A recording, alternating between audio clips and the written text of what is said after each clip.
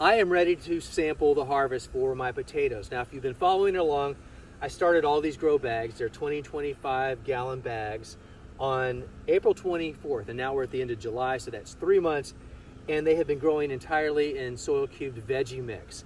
And these plants have done great.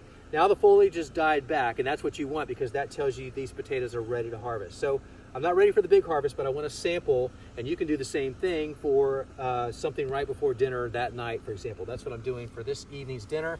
So I'm going to reach in here and feel down. There's one right there. These are Adirondack Red. Beautiful. Let me just do another quick dig. There's one. Okay, 2.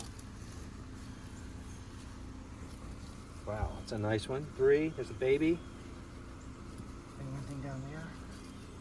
And there's, let's see, there's 1. Okay, well that will do it. That's how quickly, that's plenty for tonight's dinner. And you can do the same thing ahead of the big harvest. It's fun to go in there and just reach in and harvest. And again, soil cubed in these great grow bags, such an easy way to grow a lot of potatoes.